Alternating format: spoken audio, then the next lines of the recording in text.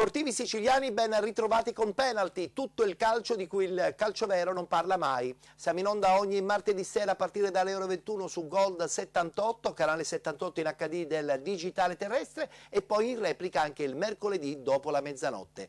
Se volete rivedere questa puntata così come tutte le altre basta visitare la pagina Facebook di Penalty. Una settimana dedicata interamente ai recuperi del campionato di Serie D.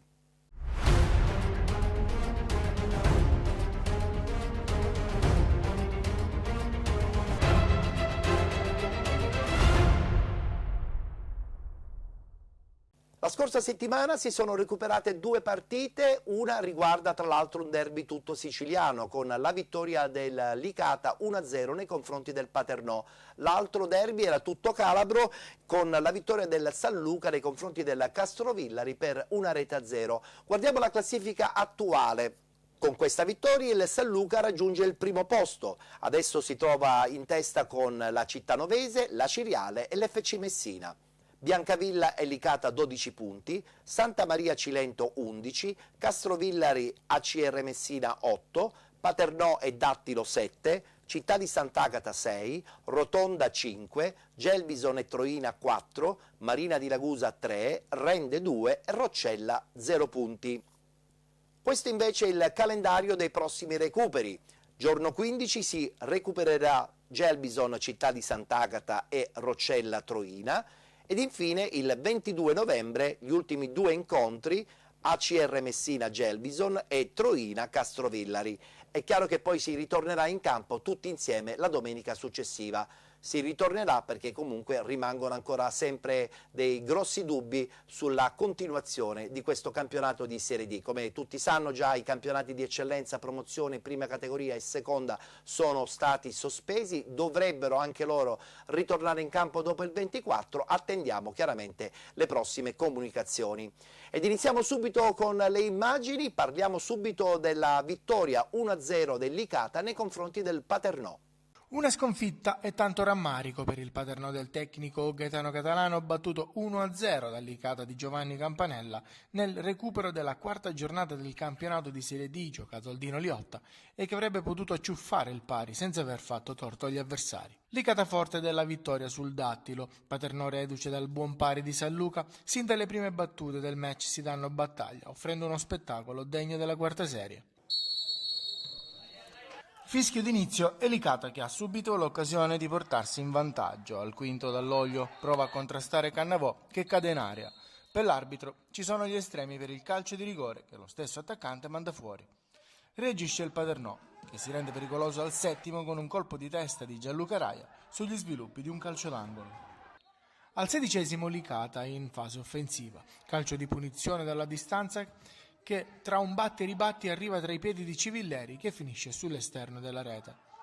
Al 28esimo ci prova tre piedi per il Licata dalla distanza, ma il pallone termina sul fondo. Al 32esimo il Paternò cambia ritmo alla partita. Puglisi a centrocampo cambia gioco servendo Guarnera che mette al centro un gran pallone per Di Stefano chiuso in corner. Al 35esimo cambio per il Paternò. Bontempo prende il posto di Raia infortunato. Ma passiamo al secondo tempo. Al nono, nuovo cambio per i rossazzurri. La Piana lascia il posto a Coris. All'11esimo, Licata in avanti. Gran traversone di tre piedi che Mazzotti allontana. Al 20esimo, un nuovo cambio per i rossazzurri. Majorano al posto di Guarnera. E al 21esimo arriva il gol dei padroni di casa. Catalano mette al centro un bel pallone per Civilleri che al volo insacca. La reazione del Paternò non tarda ad arrivare. Al 23esimo ci provano i rossazzurri sugli sviluppi di un corner, ma i difensori giallo-blu liberano la propria area di rigore. Al 25esimo cambio per il Paternò. Truglio lascia il posto a Scapellato, mentre per il Licata Cappello in campo al posto di Catalano.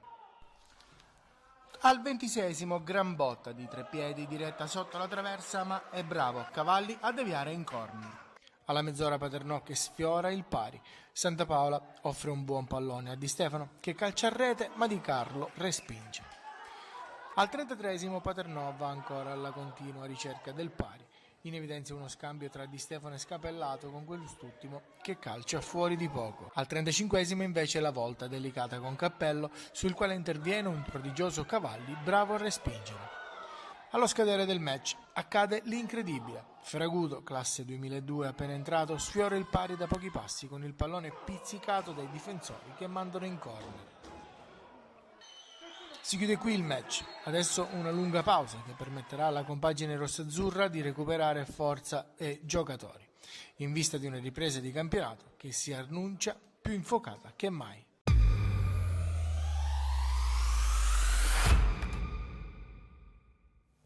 Con questa vittoria il Licata raggiunge la seconda posizione, adesso è a solo un punto dalla testa. Sentiamo le parole di mister Campanella a fine partita. Ma a me mi fa piacere che ha segnato Marco perché veramente se lo merita, è uno che non si risparmia in campo. Difatti a volte uno lo deve richiamare perché eccede nelle situazioni. Mi fa piacere che la squadra come carattere ha avuto un carattere forte perché io una settimana che gli spiego la rivalità calcistica che c'è fra Paternò e Licata. La partita si era messa male perché abbiamo sbagliato in un calcio di rigore con Cannavò, però l'abbiamo ripresa, ma devo dire a prescindere che dopo il gol c'è stata, ma è normale che ci sia la reazione del Paternò, però penso che non abbiamo rubato niente. Adesso ci si deve fermare nuovamente, proprio nel momento in cui avevamo trovato probabilmente la giusta condizione fisica e mentale, i giusti interpreti per il suo gioco. Pazienza, non ci voleva, però purtroppo se uno si deve fermare, si deve fermare. Dispiace perché a questo punto non so che cosa dire, se era giusto iniziare o era... però che ci possiamo fare se c'è sta cosa? La salute è quella che è la più importante di tutti. Se hanno deciso di fermare i campionati un mese, non sono d'accordo sul discorso recupero partite perché gli altri giocano e le altre squadre stanno ferme. Poi quando inizia il campionato non sarà facile riprendere i ritmi che uno li ha persi un mese fa, non è così facile. Tra l'altro non sarà neanche permesso poter giocare delle amichevoli. Sì, va bene, è normale. Vediamo se ci permettono di fare gli allenamenti. Io non so il decreto che cosa dice. Penso che ce lo permetteranno, non lo so, però vediamo, aspettiamo.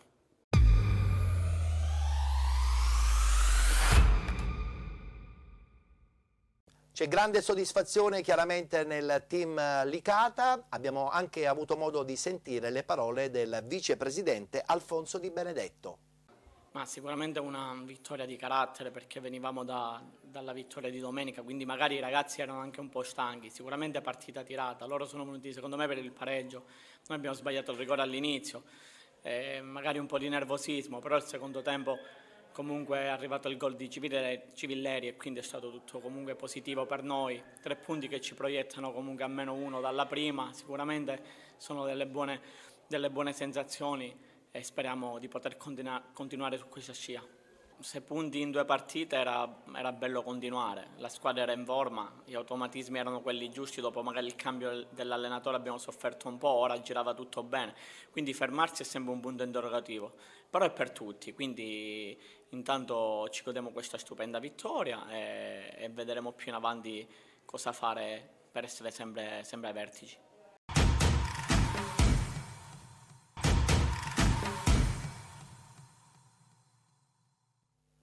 Un Licata in crescita, soprattutto grazie al ritorno in panchina di mister Campanella.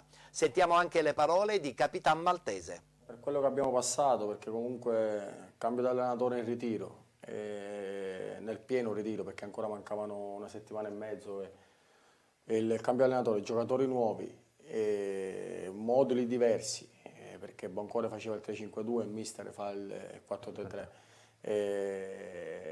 2 preparazioni diversi, comunque non è facile, specialmente creare un gruppo coeso come stiamo cercando di fare adesso. Sicuramente abbiamo passato un periodo non bello perché comunque quando non riesci a vincere, vuoi non vuoi, non si respira una bella aria. Poi fortunatamente ci siamo sistemati, e la società ha fatto le giuste scelte nei giusti reparti, prendendo della gente prima di esperienza, dei grandi uomini e poi dei grandi giocatori, e adesso i risultati comunque si vedono. E fermarci adesso sull'ali dell'entusiasmo è una cosa che fa abbastanza male, però purtroppo non siamo noi a decidere, quindi ci atteniamo a chi decide per noi. Quindi.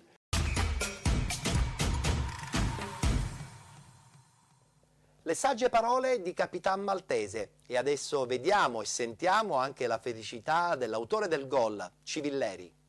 Però giocare ogni 3 giorni è difficile, lo sanno loro che vengono da 4 partite, mercoledì, domenica. Poi loro 5 dietro rispetto al Dattilo che magari difendeva a 4 e ci lasciava un po' più spazi, prendergli gli spazi a loro era un po' più difficile. Quindi la partita si avviava verso il pareggio, nonostante io penso che meritassimo qualcosina in più, perché comunque abbiamo giocato un po' più nella loro metà campo che nella nostra. Certo non è la stessa cosa allenarsi senza preparare le partite, bisogna essere forti bisogna essere bravi con la testa e prepararsi sempre, non lasciare nulla al caso. Io posso dire che da maggio, da quando è stato riaperto post lockdown, ci si poteva allenare eccetera eccetera, io ogni giorno mi sono allenato, mentre magari altri mancano 3 mesi. Ce l'ho io di testa, sarà che sono predisposto ad allenarmi, anche in quell'anno, magari molti altri con un periodo così lungo di squalifica, 15 mesi, dice vabbè ci vediamo l'anno prossimo. Io non ho mai smesso di allenarmi, ci ho sempre creduto in quello che faccio, in quello che so fare, quindi.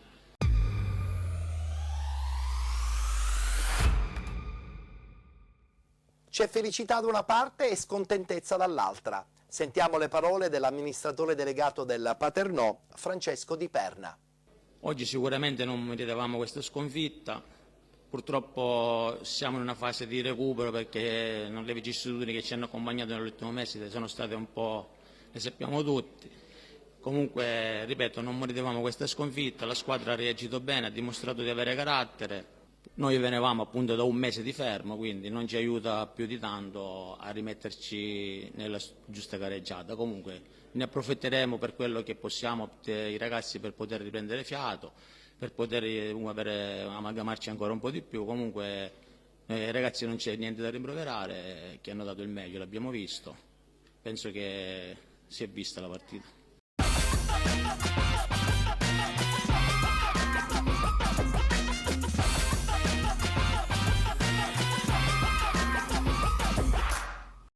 E adesso per chiudere sentiamo le parole di mister Gaetano Catalano, allenatore del Paternò. Penso che abbiamo interpretato bene la partita sin dall'inizio, sapevamo che Licata in casa ha grande qualità, giocatori lì davanti importante, fa del proprio terreno di gioco una forza importante. Noi siamo riusciti a chiudere bene gli spazi, quando abbiamo avuto l'opportunità siamo andati ad attaccare gli spazi, non siamo venuti a fare le barricate, ma è anche vero che noi negli ultimi 10 giorni abbiamo fatto 4 partite e credo che la stanchezza comincia un po' a pesare, anche perché veniamo da 15 giorni di stop. Però devo dire che i ragazzi oggi in campo hanno dato il massimo, come hanno sempre fatto, e credo che questa sconfitta oggi è un po' immeritata, perché non credo che meritavamo di perdere qui a Licata. Licata è stato bravo a sfruttare l'occasione che ha avuto, ha fatto gol, anche se ha sbagliato un calcio di rigore che non so sinceramente se c'era, però anche noi abbiamo avuto le nostre occasioni, sono stati bravi loro, quindi noi prendiamo di buono quello che abbiamo fatto come sotto l'aspetto fisico, del carattere, di come stare in campo, e bisogna continuare così, bisogna lavorare. Adesso da quello che so ci sarà una sosta, quindi abbiamo tempo di ricominciare a ricaricare le batterie e pensare al nostro campionato. Siamo una neopromossa, quindi per noi era importante ed è importante fare un campionato tranquillo, perché ci vogliamo salvare prima possibile. Abbiamo avuto la vicenda del Covid e quello ci ha un po' bloccato perché siamo rimasti fermi 15 giorni, riprendere non è facile. E dopo la sconfitta che abbiamo avuto in casa con Santa Maria siamo stati bravi un po' a ricompattarci, a venire a fare 2 risultati utili consecutivi, e la squadra sta prendendo consapevolezza nei propri mezzi e penso che questa squadra, per quello che ha dimostrato oggi e anche nelle ultime 2 partite, piano piano può fare un campionato importante.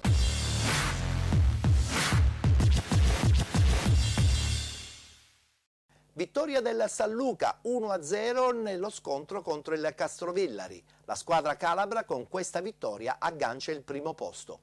Con lo spettro di una sospensione delle attività che si avvicina sempre più, parliamo di un mercoledì valevole per il recupero della 4ª giornata del campionato di Serie D Girone I. San Luca contro Castrovillari. Arbitra la partita il signor Kevin Bonacina di Bergamo, assistenti Matteo Pinna di Pinerolo e Diego Peloso di Nichelino. Al 10° minuto subito i padroni di casa, una deviazione su un calcio di punizione, Marchionne rovesciata ed è 1-0 per il San Luca. Clamoroso Eurogol da parte del numero 14 che si arrampica in cielo per trovare la deviazione acrobatica. Coefficiente di difficoltà altissimo per il calciatore di Mister Cozza, che sblocca il risultato per la felicità dei padroni di casa, che devono difendersi al 30°. La punizione stavolta ce l'ha il Castrovillari. Consolinas sfiora la porta difesa da uno degli esordienti in casa San Luca. Si tratta del classe 2002 Pedretti. Dopo 2 minuti di recupero si conclude il primo tempo avaro di emozioni. Agonisticamente partita bellissima invece tra San Luca e Castrovillari. Decide la magia, il tocco di classe da parte di Marchionna. 2 cambi per Mister Cozza, escono Vargas e Marchionna,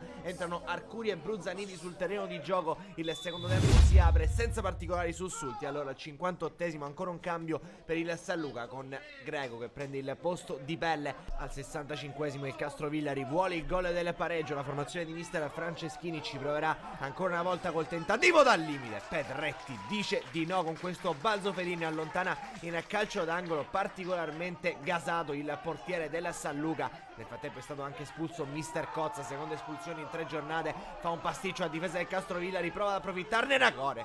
In 2 tempi il portiere avversario gli dice di no, regge l'1-0 che sarebbe preziosissimo per il San Luca. E nel frattempo al 67° esce Cotroneo, entra Romero. 75° invece Bruzzaniti danza sul pallone, si libera di 3 avversari, serve Levegue che alza la testa, esterno a cercare il neoentrato Romero mancino alto sopra la traversa, un gran peccato, sciupa la chance del 2-0 il San Luca. 5 di recupero, attacca ancora con Romero il San Luca dal limite dell'area, l'esterno viene parato in 2 tempi dal portiere Zagari, da poco entrato, triplice, fischio, vince il San Luca per 1-0 e aggancia il gruppo di testa in maniera sorprendente. È sicuramente la matricola che sta facendo meglio quella di Mister Cozza, al primo posto con FC Messina, Acireale e Cittanovese. Alla prossima!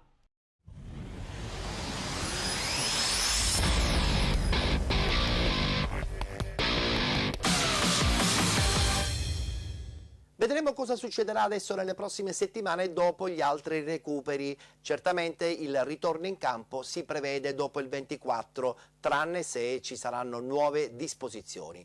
Parliamo adesso dell'ACR Messina che ha dato il benvenuto al suo nuovo giocatore, Salvatore Manfrellotti. Senti, lì davanti siete in tanti, diciamo c'è tanta competizione. Sì, però è quello che serve per fare bene e fare bene anche per la squadra, perché se ci sono i cambi importanti si possono fare cose importanti. Uno stop di 3 settimane, si tornerà in campo il 22 contro la Gelbison e magari insomma metterti in mostra già da lì. L'ultimo ricordo che c'è qui a Messina tuo sono le 3 reti rifilate. Ecco. Sì, questo qua c'è un bel ricordo che abbiamo fatto bene quell'annata, però quello è passato, devo dimostrare di far bene quest'anno e di rilanciarmi nei migliori dei modi. Tra l'altro quell'anno sei andato anche in doppia cifra, quest'anno cosa pensi di poter dare al Messina? No, quest'anno spero di far bene, poi il gol se arriva e fare qualcosa di buono per la squadra e aiutare i miei compagni a raggiungere qualche obiettivo. Senti, lì davanti tanta gente con esperienza, hai avuto modo di parlare, di conoscere sicuramente talenti per questa categoria. Sì, i giocatori già li conoscevo di nome, quindi non c'è niente da aggiungere, sono tutti buoni giocatori che possono fare la differenza in questa categoria.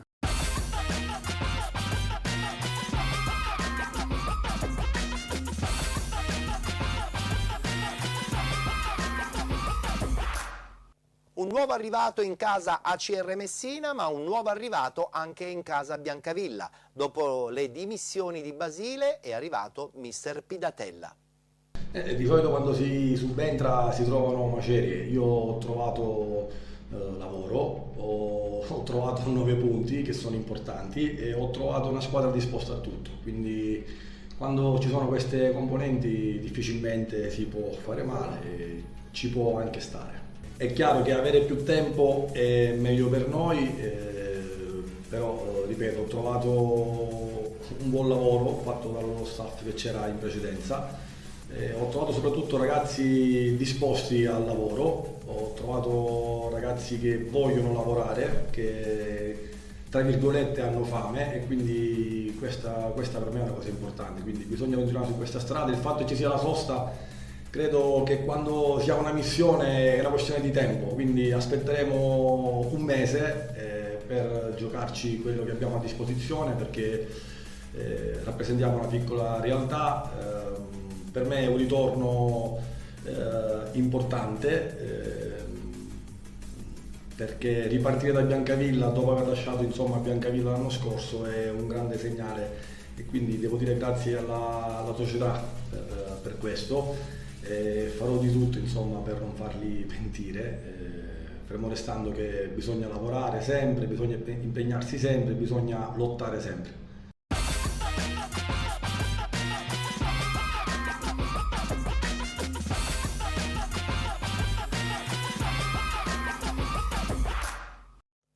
Con questa pausa mister Orazio Pidatella avrà modo di resettare tutto l'ambiente, riorganizzando sicuramente l'aspetto tecnico-tattico della propria squadra. Parliamo adesso della Ciriale, con la voce del suo direttore generale Giuseppe Fasone. Ancora aspettiamo quello che sono i ristori da parte, o una parte di contributi che doveva essere a sostegno della società, non è stato ricevuto nulla. Abbiamo fatto fede a quelli che erano gli impegni che la Lega ci ha imposto entro il 24 luglio, la iscrizione, federazione e tutto il resto. Si gioca senza pubblico. Ritengo che veramente un po' le società della Lega Nazionale Dilettanti siano lasciate sole a se stesse.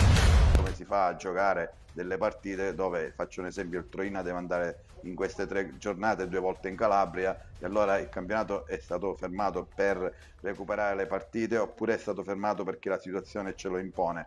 Ritengo che possa essere sicuramente gestita in maniera diversa, contribuendo alle società a fare dei tamponi o non so, si potrebbe gestire in maniera diversa. Io purtroppo vedo che c'è un po' di confusione. I giocatori sanno che questa è la situazione, lo stanno affrontando con molta professionalità. Non possiamo sicuramente disperdere tutto quello che è stato fatto in questi mesi, e questo è quello che bisogna capire, quello che purtroppo il calciatore non è un impiegato che va al lavoro e si rimette seduto a lavorare. Il calciatore va continuamente monitorato, ha bisogno della tenuta atletica e di tutto il resto, quindi speriamo che questa sia veramente la decisione più giusta, e che il 29 si riparta con serenità. Secondo me è opportuno che si valuti la possibilità di far partecipare in piazze così importanti, perché ci sono, come a Cireale, la parte della tifoseria o con i giusti accorgimenti, così come in tante altre situazioni, non rinviando di giorno in giorno, di settimana in settimana. Ci sono piazze dove ovviamente in Serie D che magari non hanno pubblico, e ovviamente su quelle magari non hanno le stesse situazioni di Acireale, dove ha una tifoseria che ha un seguito, e ci sono situazioni che sono state fatte poiché si era partita con la campagna abbonamenti. Ci sono piazze dove ci sono decine di tifosi. Acireale ha bisogno dei suoi tifosi, la squadra ha bisogno dei suoi tifosi, la città vuole stare vicina alla squadra, quindi se ci sono le condizioni si deve ripartire veramente con i giusti criteri e le giuste decisioni, salvaguardando ovviamente quello che è la salute di tutti.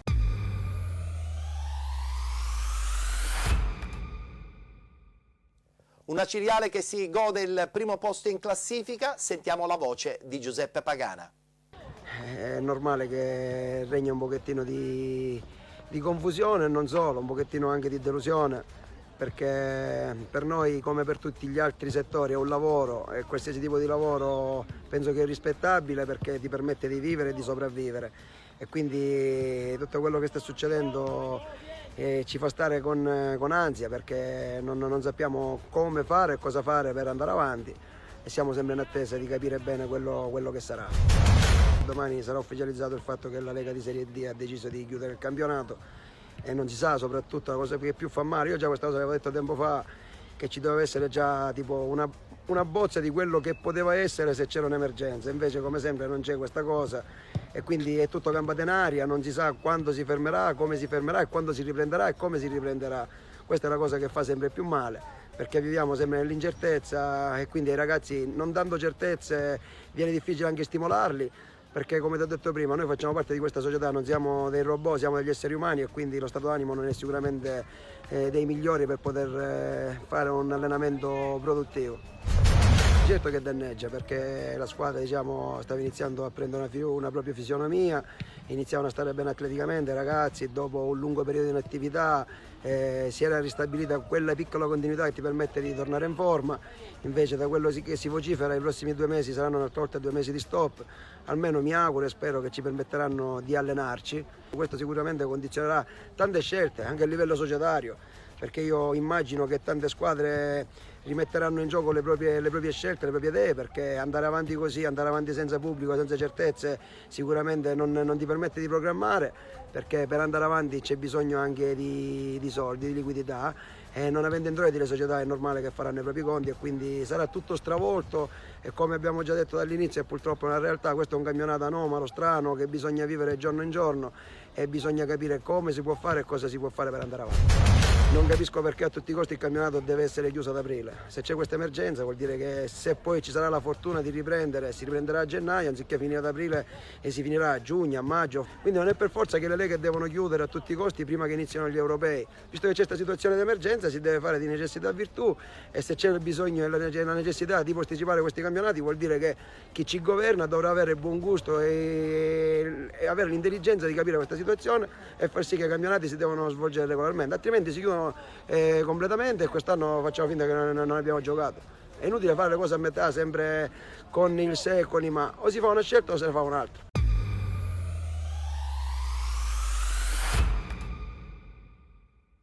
Da qualche settimana qualche risultato negativo, ma bisogna fare quadrato. Parliamo del Marina di Ragusa e sentiamo la voce del suo allenatore Salvatore Utro.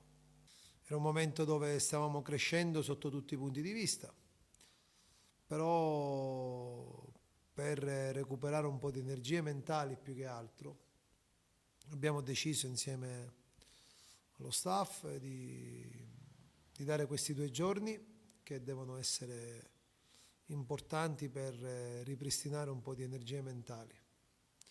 Naturalmente ci stiamo organizzando, allenandoci ogni giorno.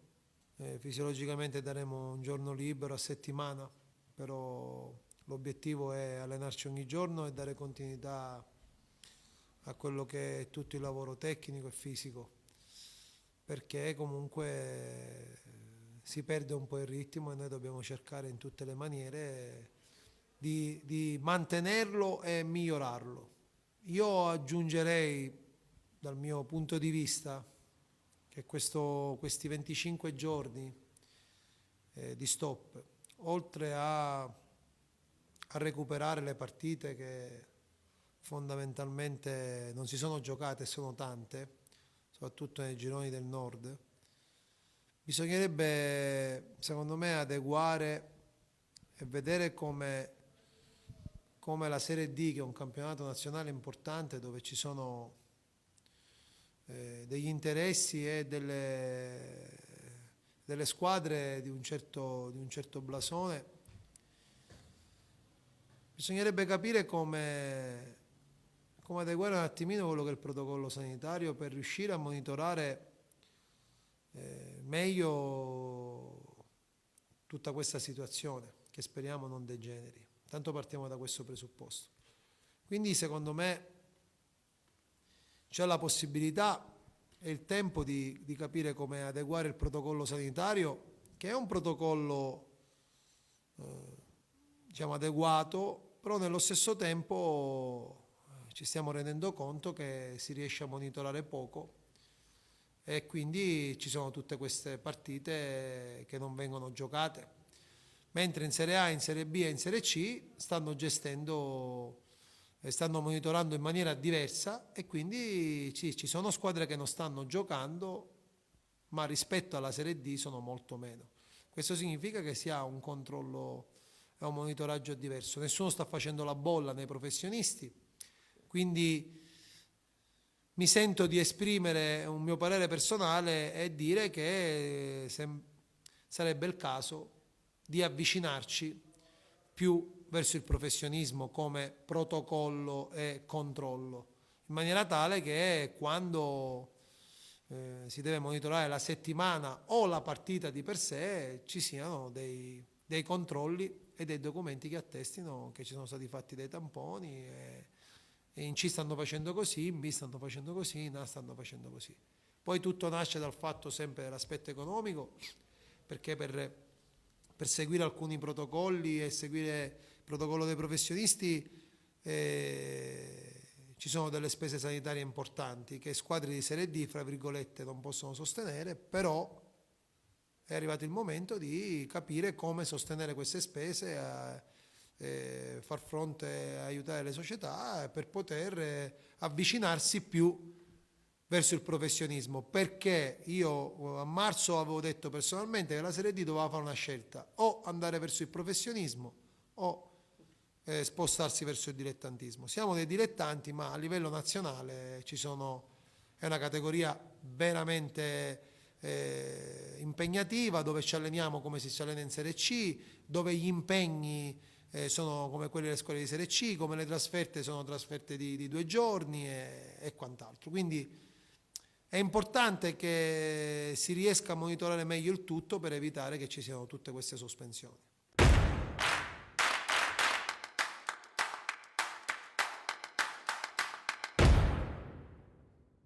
Certamente questa pausa forzata non va bene per molte squadre, ma io credo che per il Marina di Ragusa ritornare in campo prima possibile sarà fondamentale per cercare di recuperare anche posizioni in classifica. Sentiamo adesso la voce di Nunzio Calogero, il direttore generale proprio del Marina di Ragusa.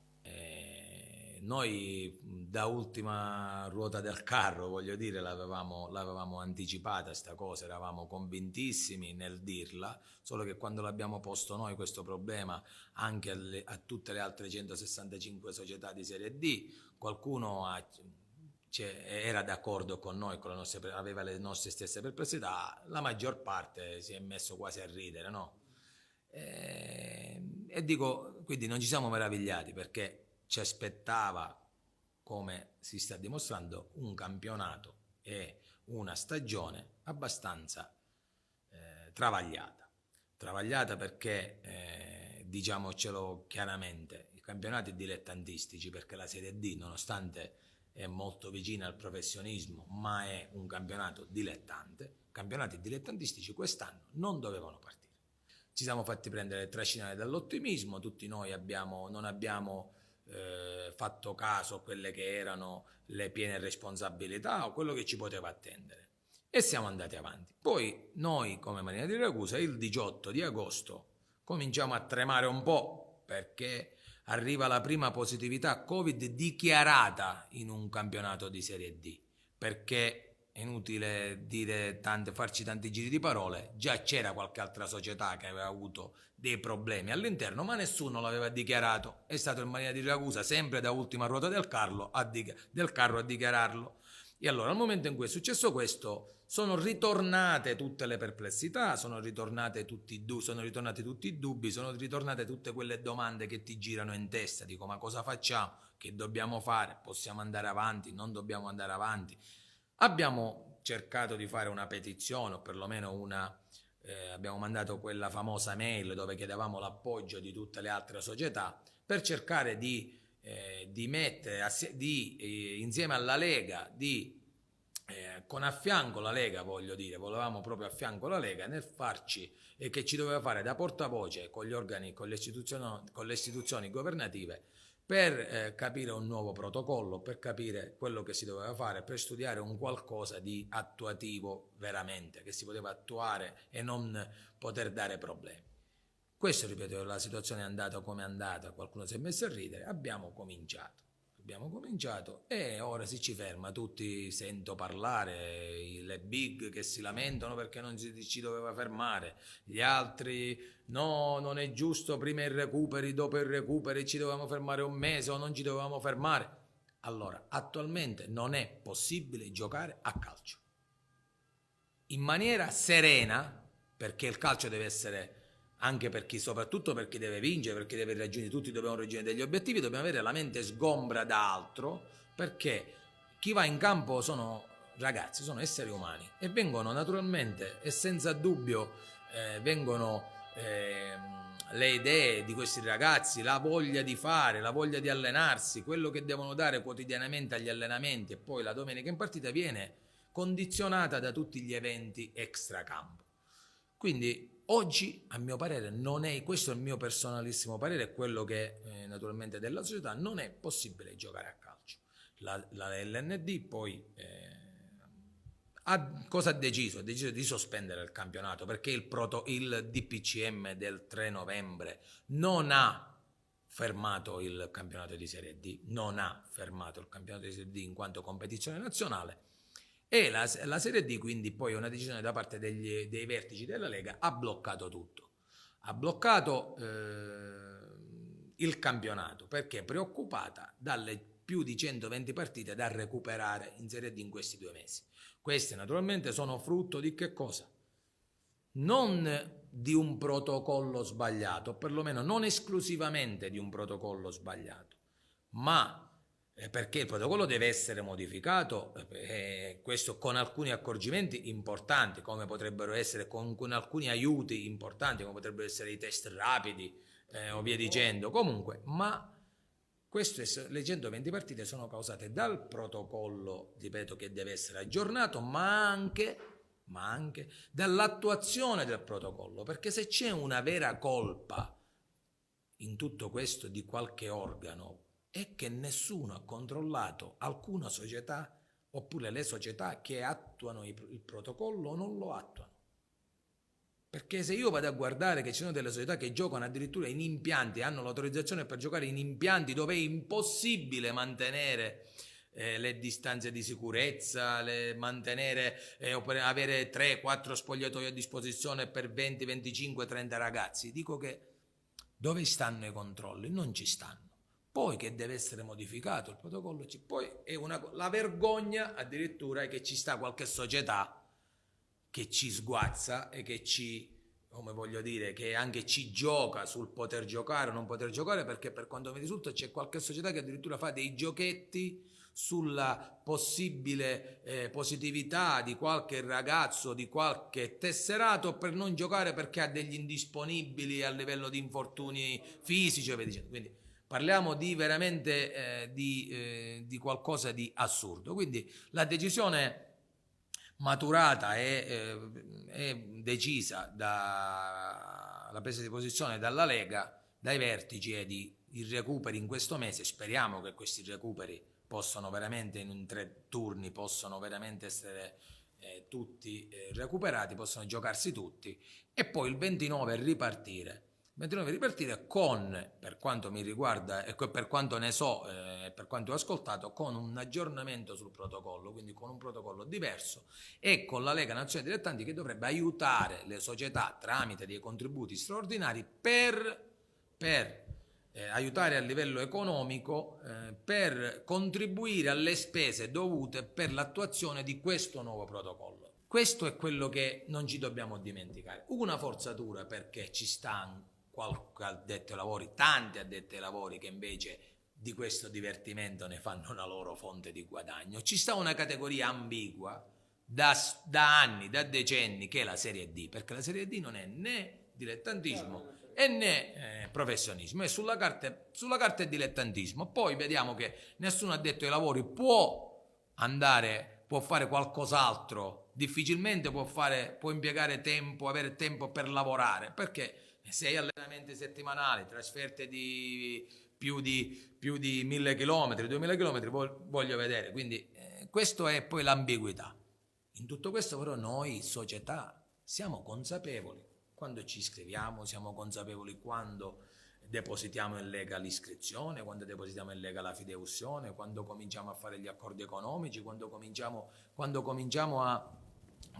a tesserare i ragazzi. Quindi prendiamoci tutte le nostre. È facile oggi dire la colpa è dei vertici, la colpa è del governo, la colpa. Attribuiamoci tutte le nostre, noi siamo abituati a fare questo, prendiamoci le nostre responsabilità. Il campionato è iniziato grazie alle società che si sono iscritte, perché altrimenti senza società iscritte il campionato non poteva iniziare, non potevano esserci i gironi, non potevano esserci proprio materialmente, non poteva esserci Serie D, quindi e noi abbiamo questa responsabilità.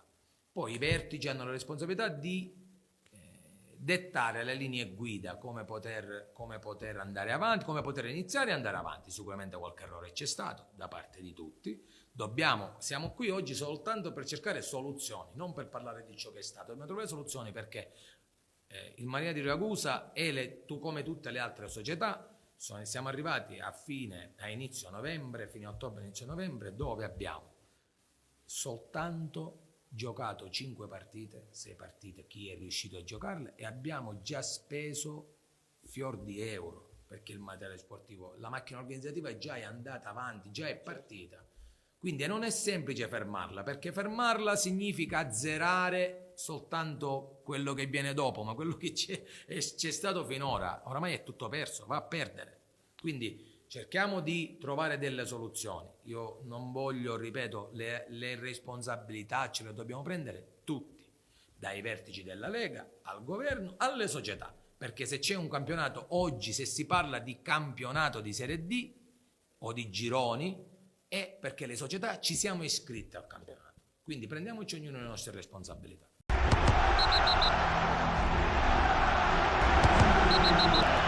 Giorno 15 ci sarà il recupero della città di Sant'Agata che andrà a far visita alla Gelbison.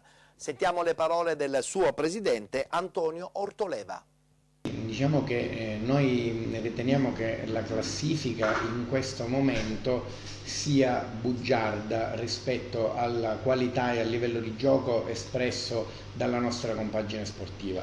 Noi chiaramente intanto abbiamo incontrato quasi la maggior parte delle prime della classe, quindi non è stato un percorso iniziale semplice sotto il profilo della competitività delle compagini affrontate.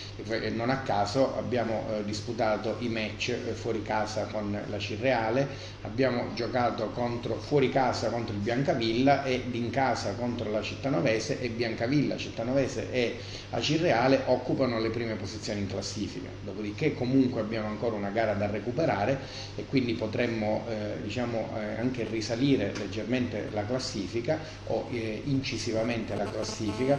Pur tuttavia comunque lo abbiamo detto in altre circostanze, veniamo fuori da 2 arbitraggi, sia quello con la Cirreale che quello con la Cittanovese, dove riteniamo di essere stati fortemente penalizzati in determinate decisioni arbitrali, prima delle quali Capitan Cicirelli e compagni avevano dimostrato sul campo di competere ad armi pari con le prime della classe di questo campionato. Noi siamo stati anche nella fase della preparazione atletica reduci da un lockdown, da un isolamento obbligatorio e quindi chiaramente i nostri ragazzi non sono arrivati al massimo delle condizioni atletiche nella prima di campionato. Adesso hanno recuperato in corso d'opera con sacrificio, con impegno, con abnegazione, grazie a un incessante impegno messo in campo dal nostro mister Ferrara e dal nostro mister in seconda Mazzola, che hanno dimostrato proprio anche spirito di appartenenza, oltre che spiccate capacità professionali e di dedizione verso la causa e verso il progetto del Città di Sant'Agata.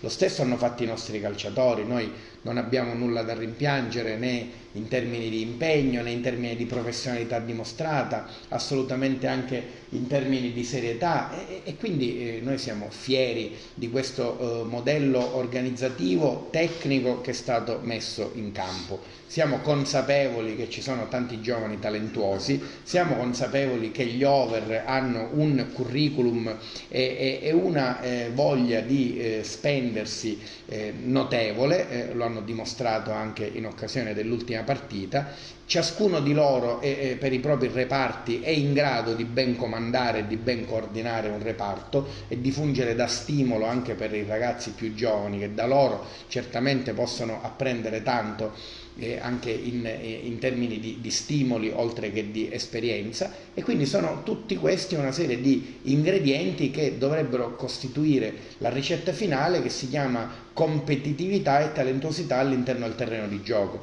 Noi ci crediamo, siamo consapevoli che la dirigenza è fortemente presente, costantemente interessata a capire e a intercettare tutte le esigenze dei nostri atleti, perché da un lato è pur vero che noi pretendiamo tanto in termini di prestazioni sportive, ma dall'altro è altrettanto vero che i ragazzi sono stati i primi a dimostrare che sono pronti a dare tanto, proprio perché nella nostra piazza si trovano bene.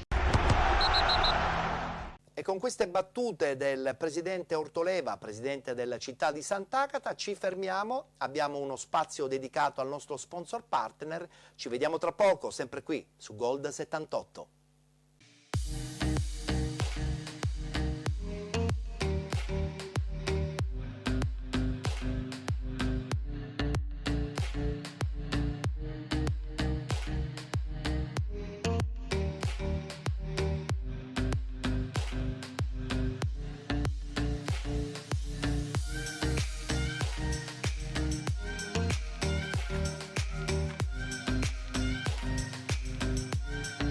Believe nasce da una mia idea nel 2016, il nome stesso lo dice, Believe in inglese vuol dire crederci. La mia idea era quella di dare opportunità lavorative ai giovani del territorio dell'Ennese, dove sono nato, perché sono originario di Leonforte, un paesino in provincia di Enna, poi per ragioni lavorative mi sono trasferito ad Enna. Devo dire che l'esperienza è andata molto bene, perché abbiamo scelto una fetta di mercato per cui c'era molta richiesta, che è quella della salute e del benessere inerente alla persona, settore molto in voga in questo momento, perché ormai abbiamo denotato che la gente è molto propensa a spendere, insomma, ad investire sulla propria salute, perché è un argomento clou, e anche sul benessere, diciamo, in senso lato in generale. Per quanto riguarda l'azienda, io avevo avuto una piccola esperienza come venditore, ma devo dire che la mia esperienza adesso come imprenditore mi sta dando tantissime soddisfazioni. Believe adesso vanta più di 350 collaboratori in tutta la Sicilia, 20 filiali, insomma siamo un po' sparsi, riusciamo a coprire tutto il territorio siciliano.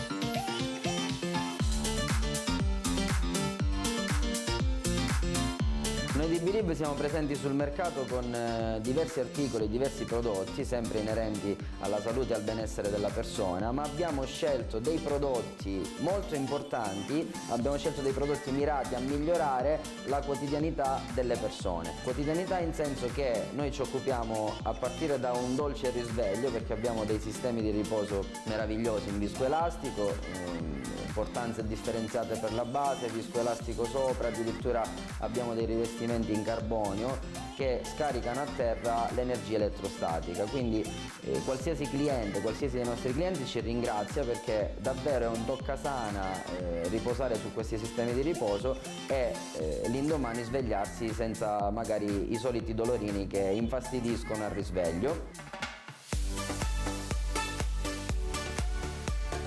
Un altro settore in cui siamo specializzati è quello del trattamento acque. Abbiamo diversi sistemi di trattamento acqua, andiamo dal depuratore classico allo ionizzatore d'acqua alcalina all'addolcitore, insomma siamo abbastanza ferrati sull'argomento, perché ormai è da anni che trattiamo questo genere di prodotti. L'esigenza nasce dal fatto che i contenitori in plastica si sa che sono nocivi per quanto riguarda la salute, e soprattutto per quanto riguarda le bottiglie in plastica, che molto spesso vengono conservate male, esposte al sole, e tra l'altro tutti i nostri clienti si sono stancati insomma di andare a fare la fila al supermercato per comprare l'acqua, quindi gli diamo anche questa comodità di avere un'acqua pura, perché abbiamo dei sistemi molto tecnologici di trattamento acque, e praticamente gli diamo un'acqua di sorgente direttamente dal proprio rubinetto di casa.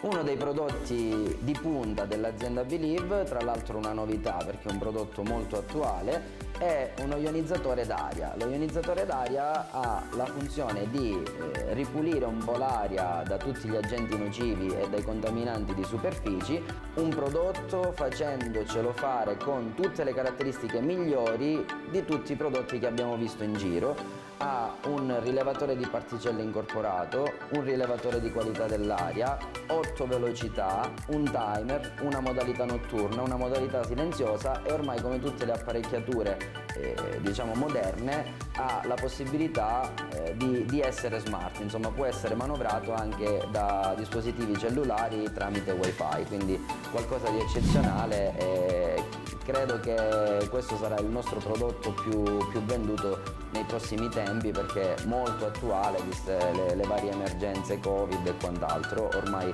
abbiamo capito che anche l'aria che respiriamo è fondamentale.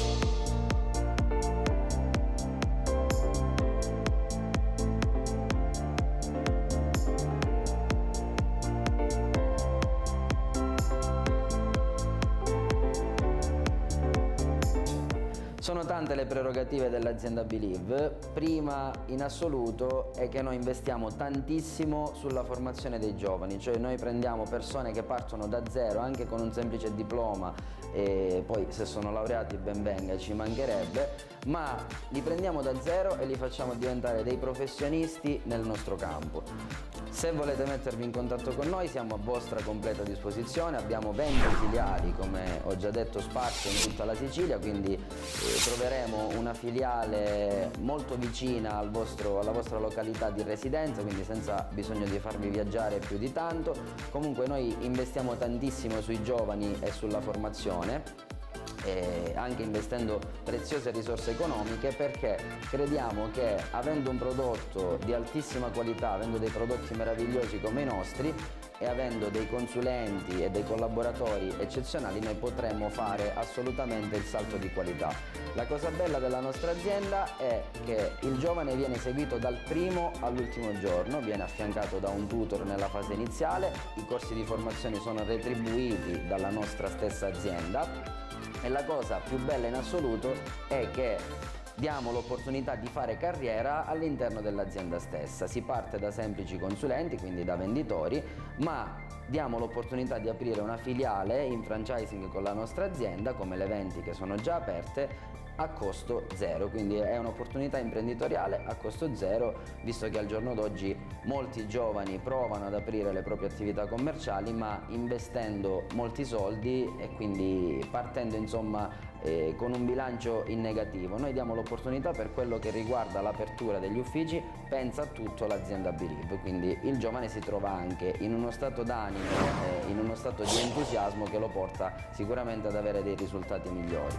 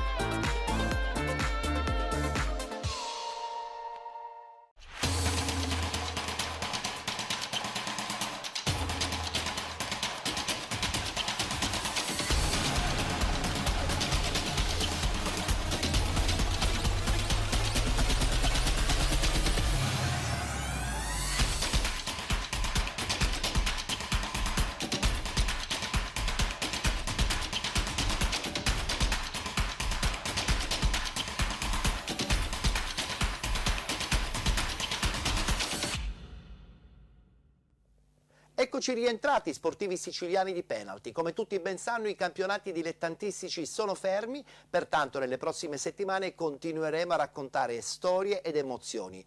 Le emozioni di questa puntata iniziano con la storia della Ragusa Calcio.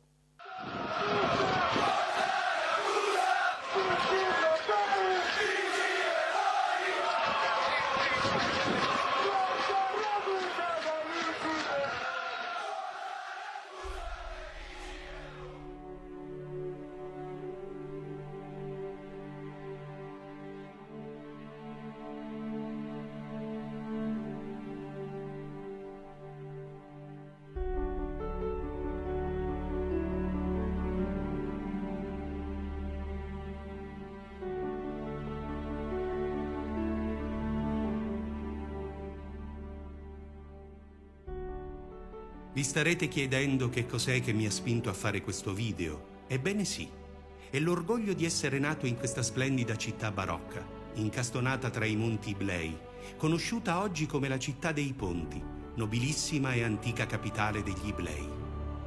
Adesso voglio raccontarvi della squadra di calcio del nostro capoluogo, il Ragusa Calcio 1949, conosciuto comunemente in città come Urrausa. Già dall'anno 1932 in realtà esisteva in città l'associazione sportiva Ragusa che si batteva nei campionati provinciali, ma nel 1949 avvenne l'iscrizione ufficiale nei campionati regionali. Questa è la storia della nostra gloriosa maglia azzurra, il colore araldico della nostra città, che nel 1956 approdò per la prima volta ad un campionato nazionale, la Serie D, salutato dall'entusiasmo di tutta la popolazione e che nel 1977 regalò ai suoi tifosi la strepitosa promozione in Serie C, facendo esplodere di gioia lo stadio Aldo Campo. I ragusani festeggiarono con caroselli per un'intera settimana. Questo è tutto ciò che raccontano i nonni.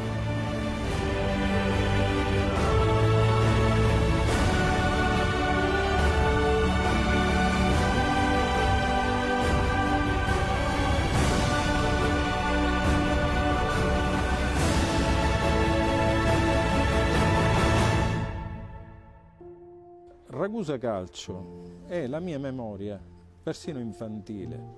Io sono arrivato alla memoria attraverso il calcio. Allora il Ragusa, nel dopoguerra, io sto parlando dei primi ricordi del 56, era la realtà collettiva più importante della città.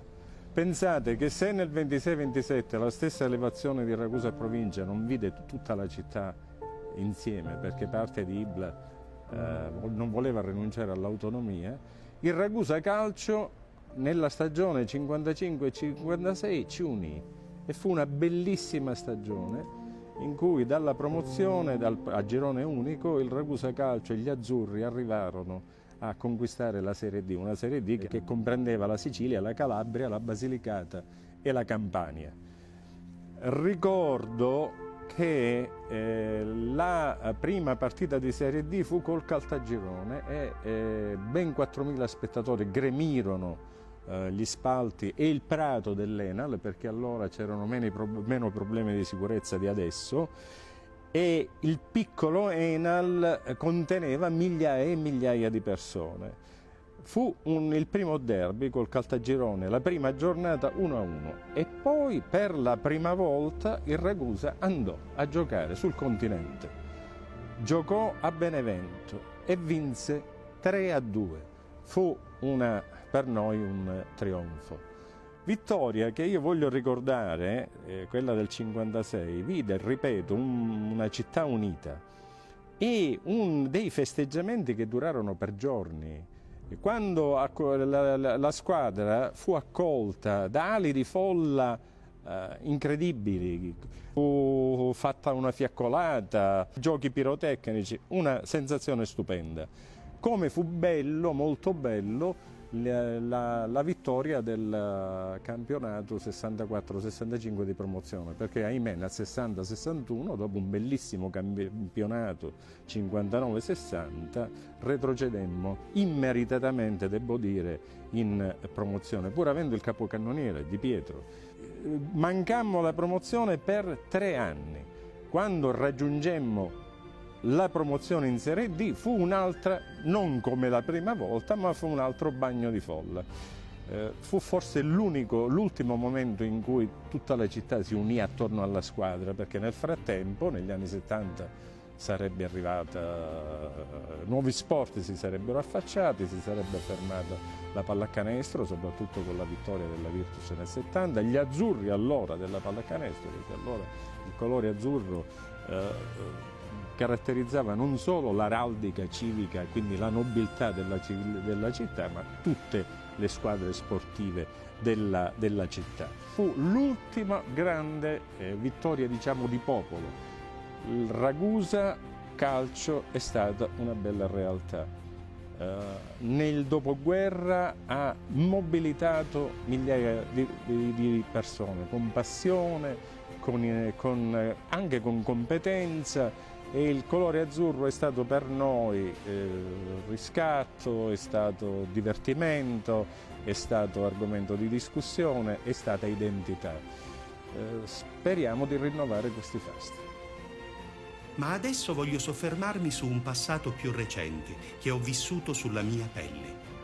Ricordo ancora quelle volte in cui mio padre mi portava allo stadio, le bancarelle sparse per la città con sciarpe e bandiere del mio amato Ragusa.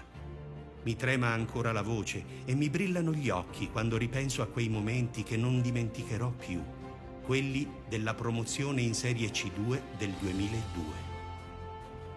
Indimenticabili furono le partite decisive, come quella di Lamezia con circa 600 ragusani al seguito, e l'ultima in casa vinta per 6-1 contro il Pro Favara, che decretò appunto la promozione.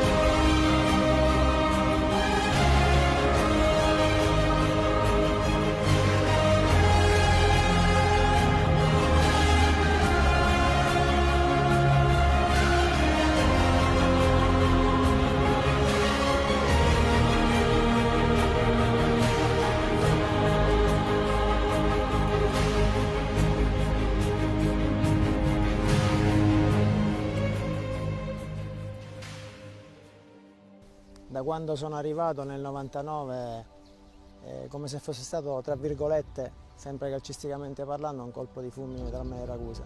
Mi sono trovato subito bene, la prima stagione fu una stagione incredibile, io venivo da un anno importante perché ho sperato la promozione in Serie C con il Gea Virtus, però personalmente l'anno del 99 con Pasquale Marino è stato un anno fondamentale per me perché mi ha dato più consapevolezza e più forza delle mie qualità. Infatti quell'anno feci 16 gol e poi da lì ho incominciato puntualmente ogni anno a dimostrare con le reti, insomma, che c'era questa crescita. E le stagioni con il Ragusa sono state le più esaltanti. La società, la squadra e la città che mi ha dato più possibilità di poter dimostrare le mie qualità, che mi ha dato più soddisfazioni. Ho segnato parecchi gol, penso siano 70, e guarda caso stanno andando a coincidere con questa manifestazione del 70° anno del Ragusa. Chiaramente i 5 anni con il Ragusa non sono stati tutti rose e fiori, ci sono stati anche momenti di difficoltà. Anche l'anno che siamo riusciti a vincere il campionato andando tra i professionisti è stata una grande cavalcata, però anche quell'anno devo dire che qualche difficoltà c'è stata, però avevamo un grande gruppo composto da grandi uomini, grandi persone che giocavano da diversi anni insieme e che bastava in campo di guardarsi un attimino per capire quale fosse il problema per risolvere le partite. Il primo anno di Serie C è stato bellissimo, abbiamo raggiunto la salvezza con tranquillità, poi il secondo anno ci siamo riconfermati anche se attraverso i play-out, però penso che la gente abbia apprezzato la nostra voglia, il nostro cuore che mettiamo puntualmente in campo. riuscivamo a vincere fuori casa, addirittura siamo andati a vincere a Catanzaro, a Foggia contro squadre blasonate, squadre importanti. Per me Ragusa è stata una tappa importante, una tappa fondamentale della mia vita, e lo dimostra il fatto che mi sono creato una famiglia, conosco tante persone, le persone quando mi incontrano per strada ancora, nonostante siano passati diversi anni, mi salutano, mi vogliono bene, e questo mi fa stare bene. Gli azzurri combatterono a denti stretti fino al 2005, quando, avendo concluso la stagione al 15° posto e disputando i play-out contro il Taranto e perdendoli, furono condannati alla retrocessione, nuovamente in Serie D. Da lì si susseguirono problemi societari che ci portarono nel 2007 al primo fallimento dello storico US Ragusa Calcio 1949. Per me parlare del Ragusa Calcio è qualcosa che tocca profondamente il cuore, perché sono arrivato qui nel 2000 e non me ne sono più andato. Ho creato una famiglia, ho dei bimbi, una moglie, quindi penso che per me Ragusa è qualcosa di bello. È successo quello che è successo, però poi c'è stata la gestione Rimaudo che ha fatto del Ragusa qualcosa di importante, perché penso che con la gestione Rimaudo, Rigoli, si è fatto un campionato d'eccellenza, si è vinto un campionato d'eccellenza con dei numeri importanti, dei numeri da record, a livello di punti, a livello di vittorie, a livello di gol sia fatti che subiti. Quindi per me quell'anno è stato qualcosa di eccezionale e l'ho vissuto in un modo fantastico insieme a tutti i miei compagni.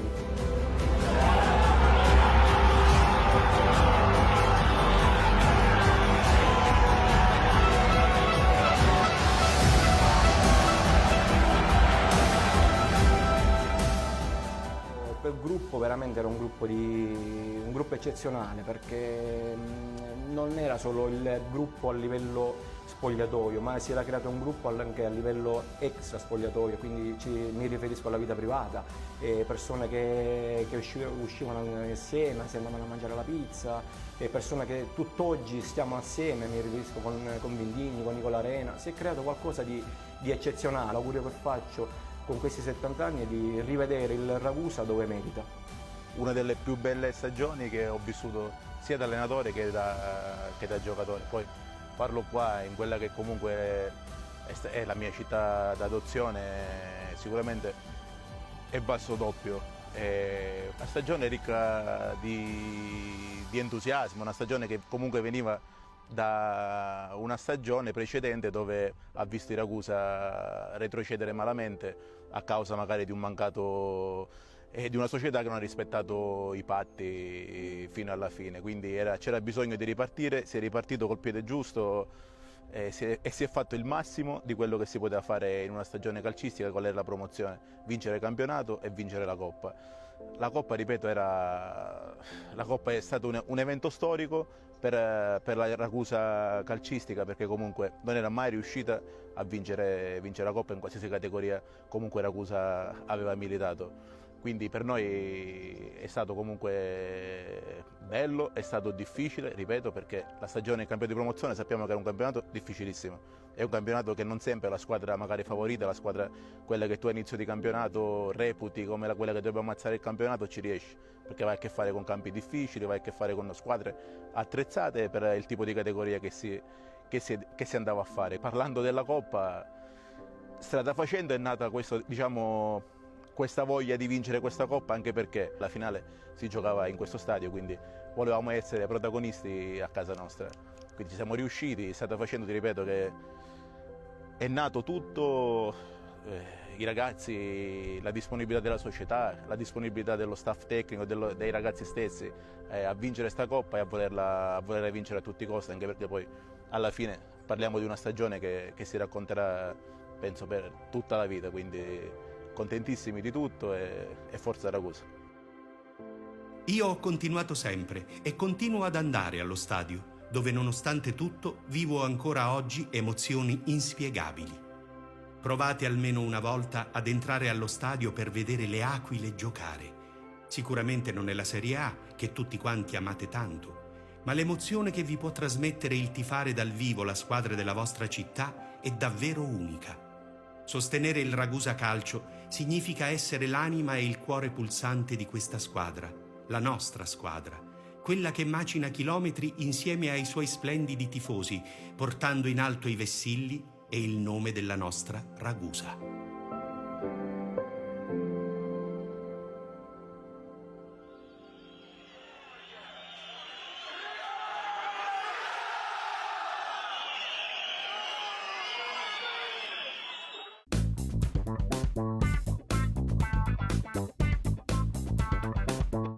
La storia del Ragusa Calcio la conoscono in tanti, noi di Penalty ci auguriamo che presto possa ritornare di nuovo ad essere protagonista del calcio nazionale.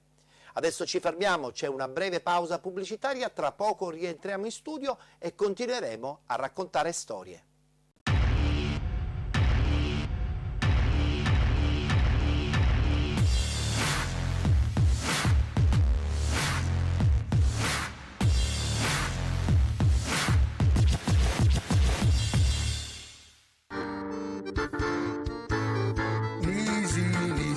Pasticcerie Nisi, fa l'arancino dove rocata Nisi, la la la la la la la la la la la. Comandano la devi e l'anziani, pistacchio coragù e muligiani, cannoli carico, tanzighi danza. A rigare la dovanza, Nisi, Nisi, pasticcerie Nisi, convince a tutti, magari all'indecisi, la la la la la la la la la la la. Tavola calda e pasticceria ti fanno stare sempre in allegria. Colazione fai ogni mattina, un bello panzerotto e una treccina, Nisi, Nisi, pasticceria Nisi, che i prodotti ti fa passare la crisi, la la la la la la la la la la la.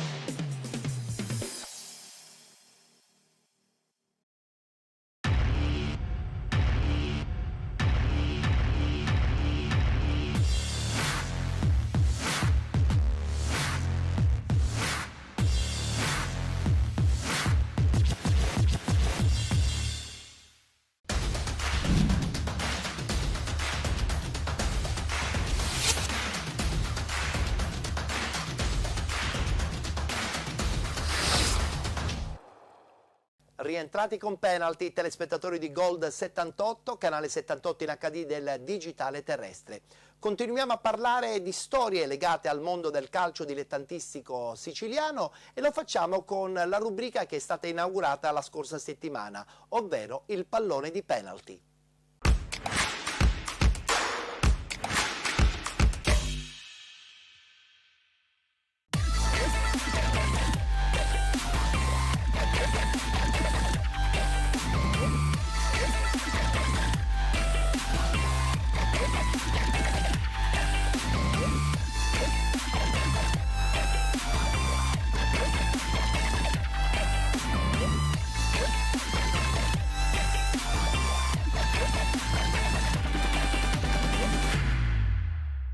Nella rubrica I palloni di penalty oggi ospitiamo un allenatore di un settore giovanile, parliamo del Belpasso FC, parliamo di Enzo Cuppone. Ciao Enzo, ben trovato, siamo pronti o siamo ancora una volta fermi al palo perché un decreto ferma tutti?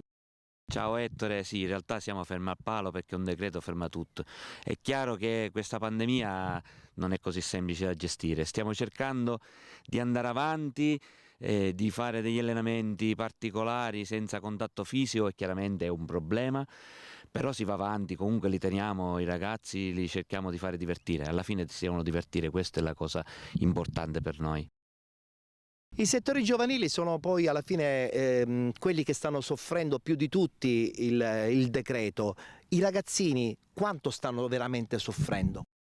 Tantissimo, tantissimo, chiedono sempre ma che facciamo, come ci vediamo, non ci vediamo, perché poi questa settimana non ci siamo visti, quindi è un problema.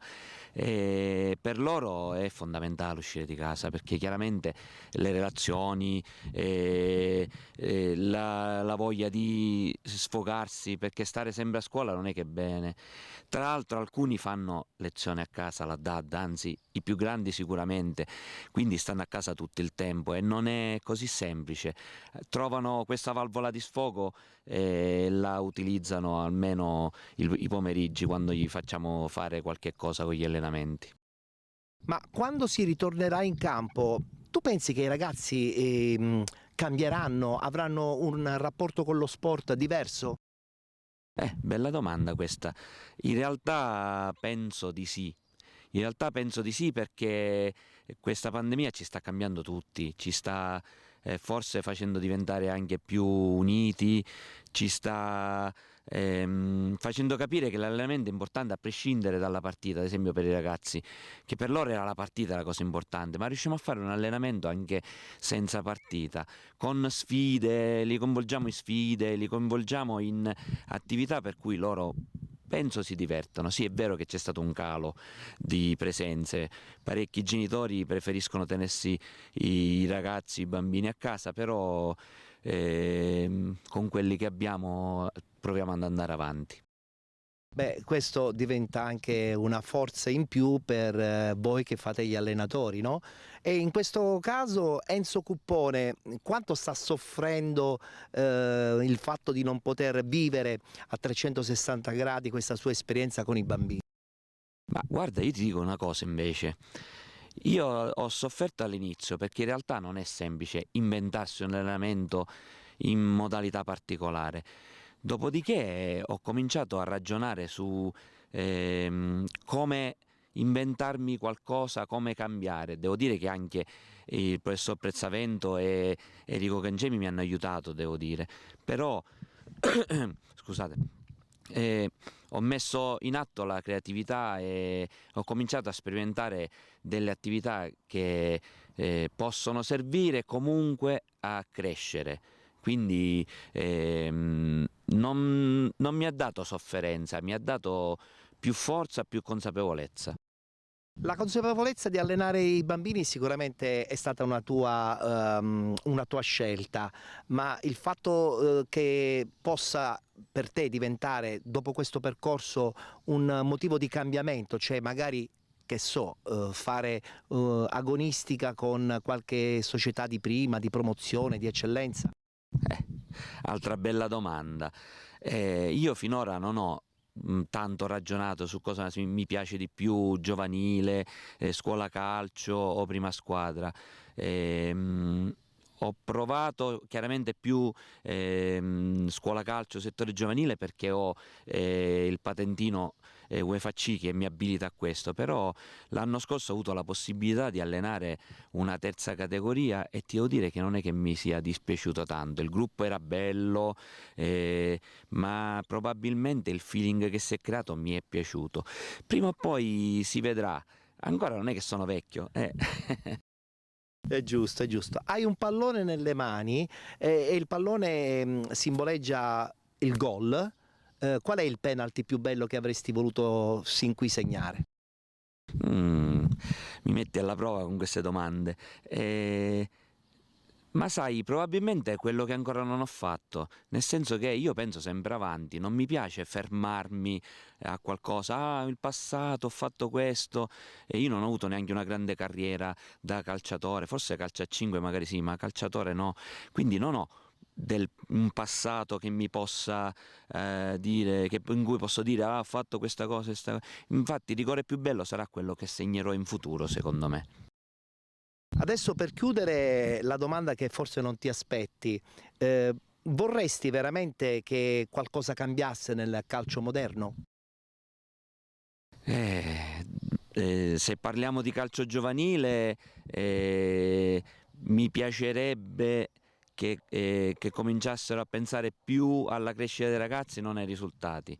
Rispetto al calcio giocato da quelli più grandi, probabilmente avere più coraggio di investire sui giovani, perché non lo fanno. Cioè, da noi sostanzialmente in Serie A è giovane ancora Chiesa, che già non so quanti anni ha, 24, 25, ed è ancora giovane, e io ho visto il 17enne che è andato col Barcellona, che ha fatto spettacolo. Allora di che cosa stiamo parlando? Ragioniamo più avere coraggio a mettere i giovani e a avere fiducia in loro, questa è la cosa.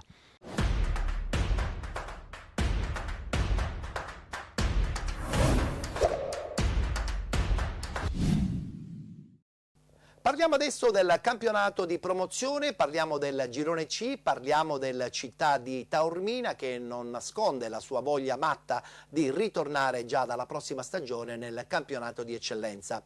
Abbiamo sentito le parole del suo presidente Mario Castorina e anche quelle dell'amministratore delegato Maurizio Lorè. Famiglia Città di Taormina al gran completo il presidente Mario Castorina e il nostro amministratore delegato Maurizio Larè. Riunione della commissione di vigilanza oggi qui al Bacigalupo per stabilire o meno l'agibilità dello stadio. Ci raccontate un po' come è andata la mattinata e soprattutto come viene certificata ancora di più l'unione che c'è tra la società di calcio e l'amministrazione comunale, Presidente. Allora, intanto stamattina abbiamo fatto un grosso passo avanti riunendo la commissione. Dobbiamo ringraziare Andrea Carpita, l'assessore allo sport, commercio e turismo, per quanto riguarda questa situazione. E riunendo la commissione speriamo di avere in tempi brevi l'agibilità dello stadio quanto riguarda l'affluenza del pubblico, più che altro, anche se siamo in questo momento limitati dal stop che c'è a livello nazionale. Però cercheremo di portare avanti questo progetto insieme all'amico mio Maurizio, che mi sta dando una grossa mano e che ringrazio ancora pubblicamente, per cercare un po' di far rinascere il calcio a Taormina. Maurizio Lere, viene dato un segnale in questo momento in cui il calcio è fermo, che il Città di Taormina è vivo, che sta lavorando per non farsi trovare impreparato al momento della ripresa del campionato, e poi c'è anche il nuovo management, proprio come diceva il presidente Castorina, che sta aiutando fortemente questa società. Sì, l'unione fa la forza, voglio dire. Noi quest'anno abbiamo la certezza che la società è abbastanza forte, perché l'unione che c'è fra la vecchia gestione del Taormina Calcio e il nuovo management sicuramente sta portando a qualcosa di positivo. Oggi ne abbiamo avuto abbiamo preso ulteriormente coscienza, perché la commissione di vigilanza ci ha appena dato la possibilità di poter usufruire del terreno di gioco, quindi in un momento di assoluta chiusura, quando nella mente di tutti gli operatori del settore c'è tanta negatività, guarda caso qui da Taormina invece c'è il sole che splende, perché si sta lavorando per il futuro affinché Taormina possa ripartire dal punto di vista calcistico e possa guardare sicuramente lontano. L'unico peccato è che con una giornata del genere non si possa giocare a calcio. Sì, purtroppo in questo momento i decreti non ce lo permettono, ma ci faremo trovare pronti al momento che tutta questa situazione di emergenza termini, perché l'obiettivo di chi vive il calcio, di chi come noi mette passione e qualche soldino nel mondo del calcio, è vedere un pallone che rotola e vedere i nostri atleti, piccoli o grandi che siano, che possano gioire e sorridere proprio sul tappeto verde. Presidente, poi abbiamo avuto qualche speranza dalla LND, un piccolo comunicato con delle date che forse ci faranno tornare in campo all'inizio del mese di dicembre. Sì, speriamo che tutto questo si possa avverare, perché anche in funzione dei ragazzi rimanendo fermi, diciamo, non è che si possa ottenere la migliore condizione, bisogna allenarsi per essere pronti per quando inizi diciamo, di nuovo l'avventura. Noi sicuramente ci faremo trovare pronti.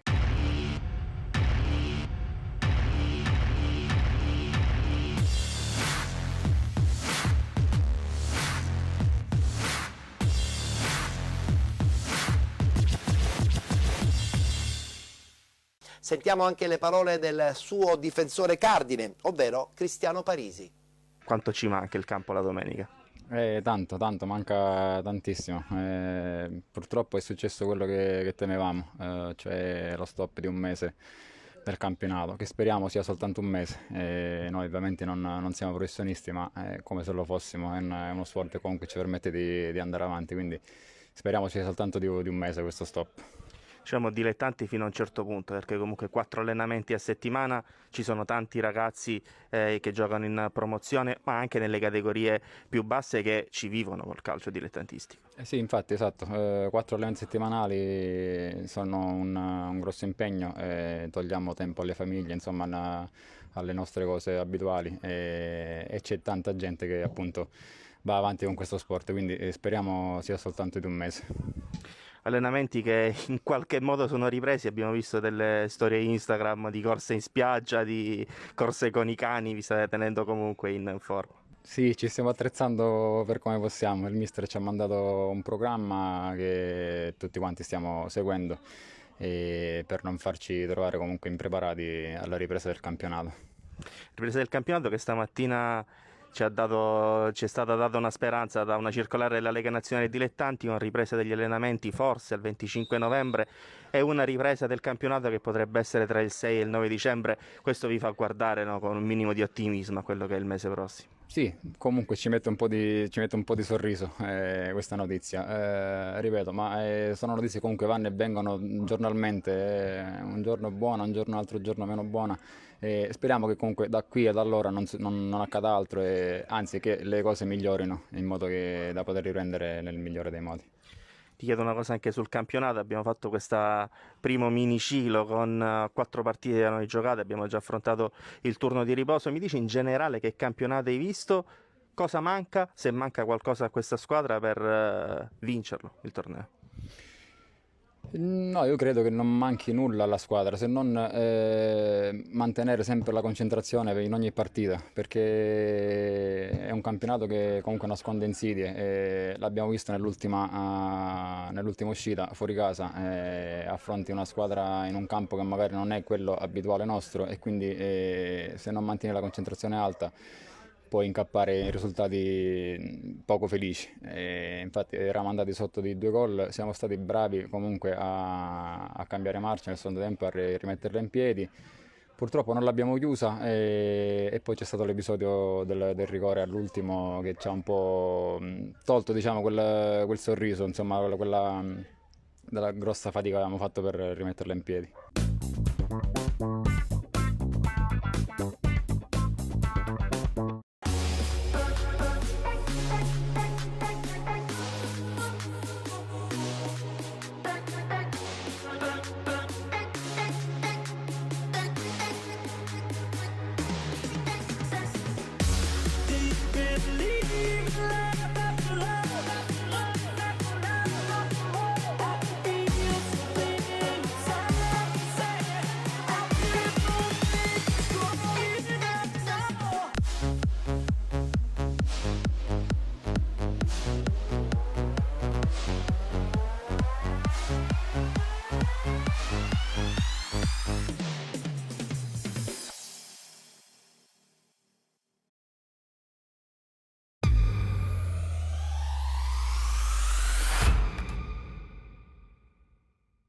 Come tutti ben sanno, la provincia di Messina è tra le più attive da un paio di anni a questa parte per quanto riguarda la ristrutturazione di impianti sportivi.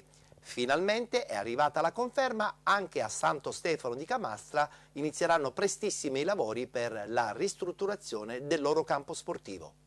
Finalmente inizia a muoversi qualcosa di concreto in merito alla ristrutturazione e all'adeguamento del campo sportivo Salvo La Rose di Santo Stefano di Camastra. Il capo dell'ufficio tecnico comunale, l'architetto Francesco La Monica, ha inviato alla struttura tecnica della Lega Nazionale Dilettanti, che funge da supporto a favore degli enti pubblici e di soggetti privati per l'assistenza nella redazione degli elaborati grafici dei progetti e dei capitolati tecnici ed economici afferenti ai lavori per la realizzazione di campi in erba artificiale, tutto l'incartamento necessario per poter essere esaminato ai fini di un finanziamento per la ristrutturazione del campo sportivo. Inoltre la stessa struttura assiste ai soggetti che ne facciano richiesta negli adempimenti relativi alle procedure tecniche e amministrative riguardanti la fase preliminare del progetto per la realizzazione del campo in erba artificiale, al fine di favorire la sua rispondenza alle disposizioni regolamentari necessarie per il rilascio da parte del laboratorio impianti sportivi della LND del parere preventivo positivo per l'affidamento dei lavori. Si tratta di un procedimento che si rende necessario in quanto la LND Servizi è chiamata ad esprimere il suo parere sugli elaborati progettuali allegati alla istanza che dovrà essere presa in esame. Quindi, dopo tante promesse, finalmente inizia a muoversi qualcosa di concreto affinché i nostri giovani possano contare su una struttura moderna e all'avanguardia, anche se la strada da percorrere per vedere realizzata quest'opera è ancora lunga. Intanto la notizia che qualcosa si inizia a muovere lascia ben sperare, anche perché solo dotandosi di una struttura efficiente e funzionale si possono gettare le basi per costruire qualcosa di importante in chiave futura. Si confida nella tempestività dell'amministrazione comunale e nell'espletamento di tutto l'iter burocratico, al fine di poter vedere realizzata quest'opera in tempi ragionevolmente brevi, in quanto una struttura efficiente potrà essere utilizzata anche da compagini di categoria superiore per ritiri o amichevole di prestigio, occasione di cui a beneficiarne sarà tutta la comunità stefanese.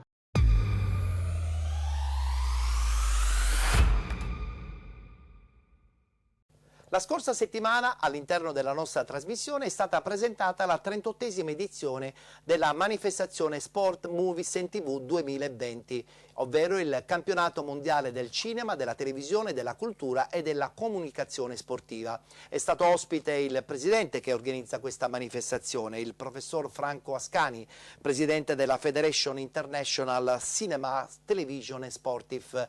Manifestazione che è stata inaugurata giorno 7 e che si concluderà giorno 11 novembre. Alla visione numerosissimi documentari e film legati alla tematica sportiva.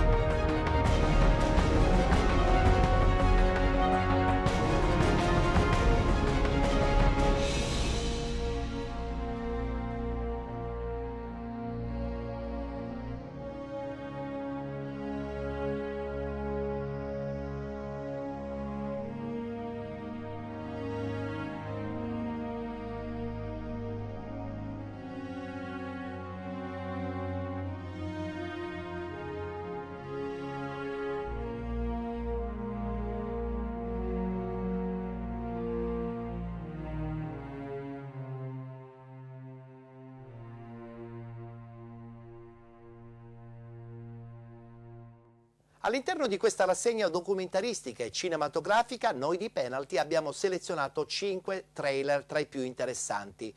Il primo è un prodotto che viene dall'Ucraina e si intitola Basil.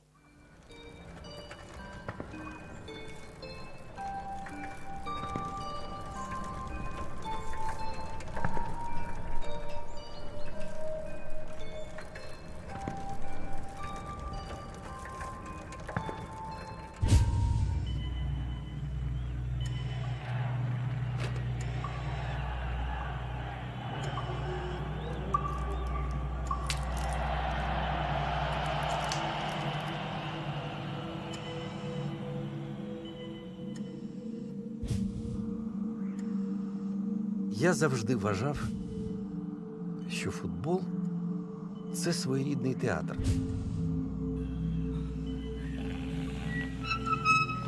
To me or not to me, that is the question.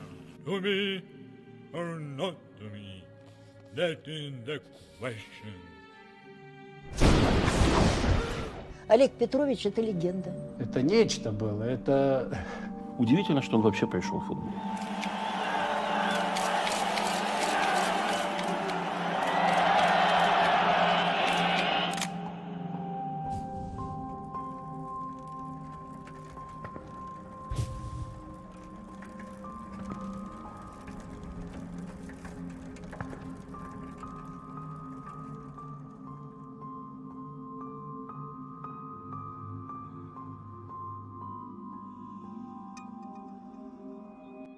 Для того, чтобы пьеса смотрелась, для того, чтобы игра смотрелась, нужны профессионалы своего дела. Говорят, вот ногами двигают. Какими ногами? Если здесь нет ничего, то ты не будешь играть нормально. Мама Базилевича хотіла, щоб її син став філософом. Щоб спілкувався з кимось таким, як Кант чи Гегель. Вона мріяла, щоб її малюка все життя оточували вірні і надійні друзі. Когда Лобановскому предложили киевское «Динамо», первое условие, которое он поставил вместе с Базилевичем. Если у них вот такая пара была, да, вот это я не могу понять тогда, как можно было, да, Лобановский согласился с тем, чтобы Базилевича убрать, да? Но он сказал, так, уйти, все хорошо, я ухожу, все.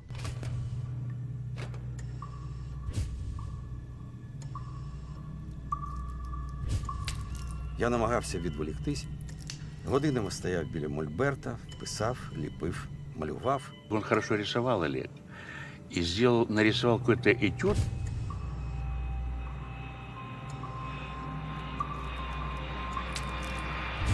Долго думал.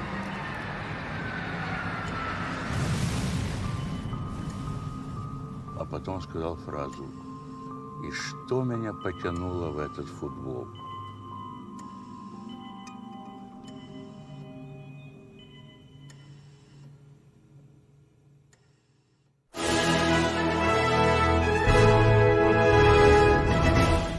Il calcio insegna a vincere nella vita. È questa la tematica del film che viene dall'Ucraina, il film Basil. E adesso invece un film di produzione americana, Cantera 5 contro 5, i futuri campioni che rappresentano i rispettivi paesi nel campionato mondiale 5 contro 5. Mi hermano era jefe de una murga, perdí a mi hermano y me mató. Mucha gente piensa que yo voy a ser como ellos, pero yo digo que no. No quiero repetir la misma historia. Mi mamá decía que el fútbol es solo para niños. Pero yo decía, no mami, yo estoy haciendo lo que yo amo. In Africa, in piccole città ci siano dei talenti. A me ogni volta che vengo magari escluso oppure insultato per la razza o per il colore mi dà anche più forza. Eu estava triste, na verdade. Mas eu vi que a pressão mais difícil é aquela que eu coloco em mim mesma. Pero quiero probarle a todos los entrenadores que me dijeron que nunca voy a poder llegar por mi estatura y principalmente a mí mismo, que puedo representar a mi país. y ganar el campeonato. Si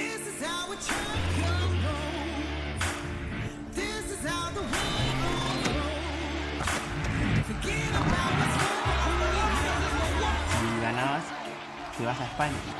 Llegar a ver la final de la UEFA Champions. Tienes que correr hasta tu máximo nivel para salir de tu zona de confort y convertirte en una campeona. Si nosotras confiamos en nosotras, nadie nos gana.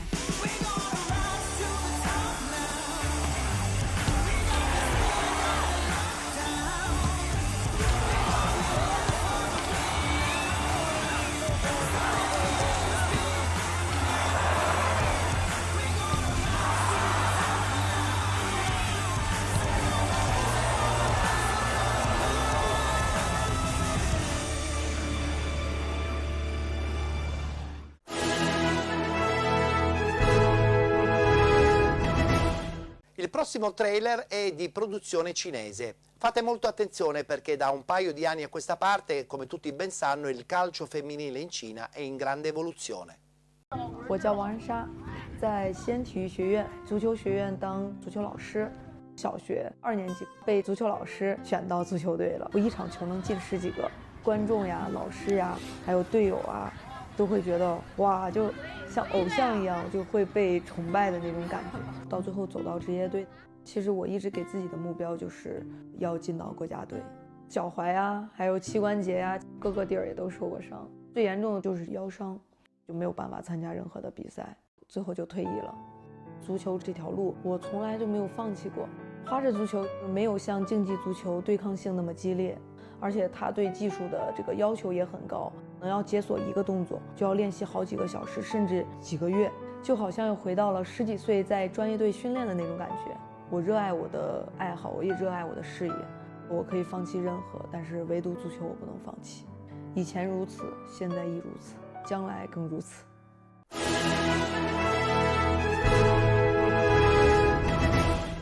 Not Just Football, di produzione italiana, il prossimo trailer che vi facciamo vedere. Una drammatica testimonianza sulla crisi umanitaria nel Darfur.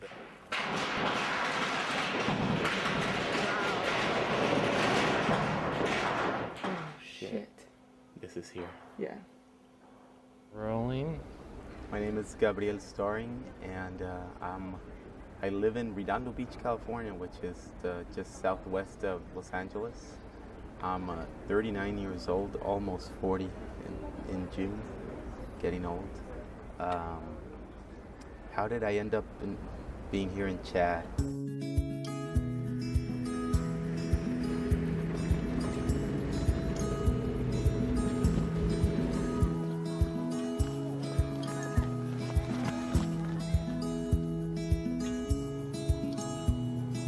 Yes, good job.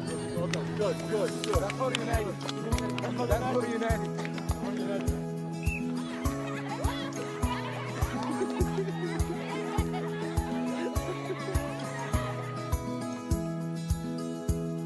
Keep on! Yes, good. Keep on! Please, guys. Give them a clap.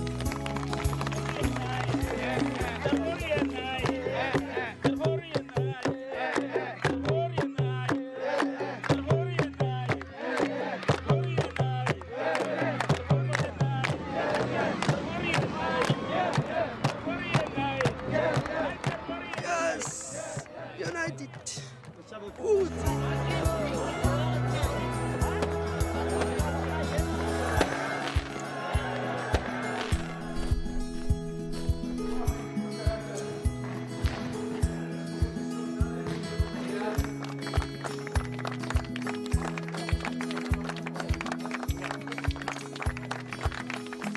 It's a lot more than a game. It's a lot more than coming out here and kicking a ball.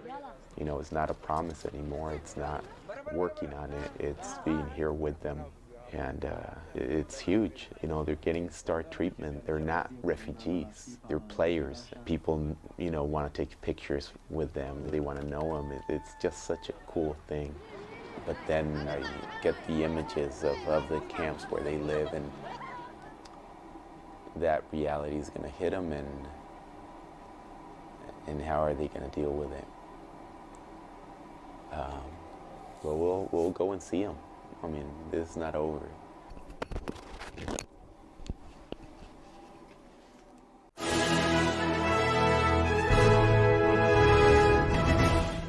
Per chiudere la rassegna sui trailer più importanti che noi di Penalty segnaliamo all'interno della 38esima edizione di Sport Movies in TV, vi vogliamo far vedere il trailer che racconta la storia di uno dei giocatori più importanti del calcio italiano. Parliamo di Romeo Menti, mitico giocatore anche del Torino, tragicamente scomparso a Superga.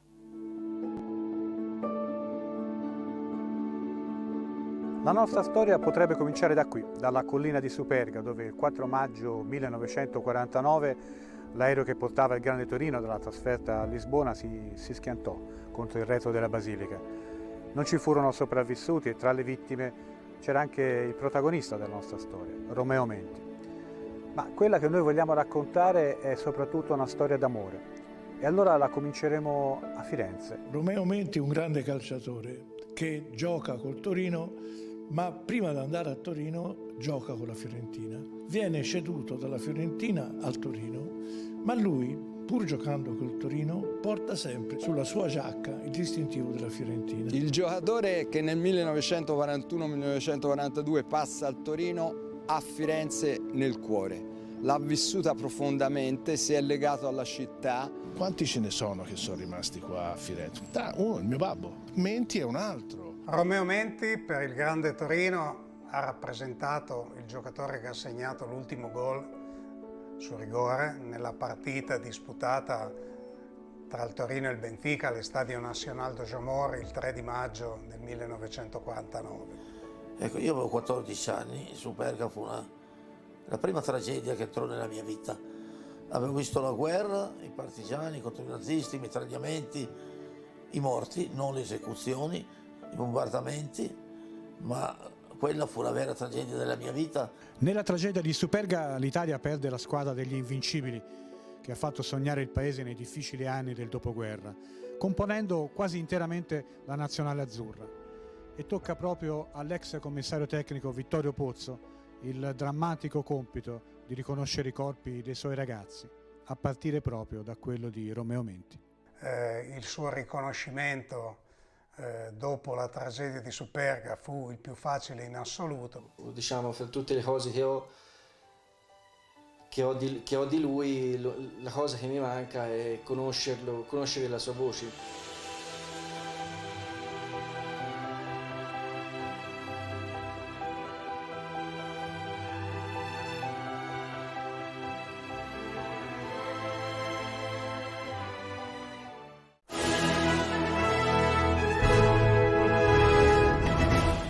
A noi di Penalty ci piace raccontare il calcio anche al di là del risultato finale di una partita. Ci piace raccontarlo anche attraverso le immagini di alcuni trailer che vi abbiamo presentato, trailer che fanno parte della 38esima edizione di Sport Movies in TV che, vi ricordo, è partita giorno 7 e si concluderà l'11 novembre a Milano. Adesso ci fermiamo, brevissima pausa pubblicitaria, tra poco rientreremo in studio e parleremo di quello che probabilmente dicono sia il più forte giocatore di tutti i tempi.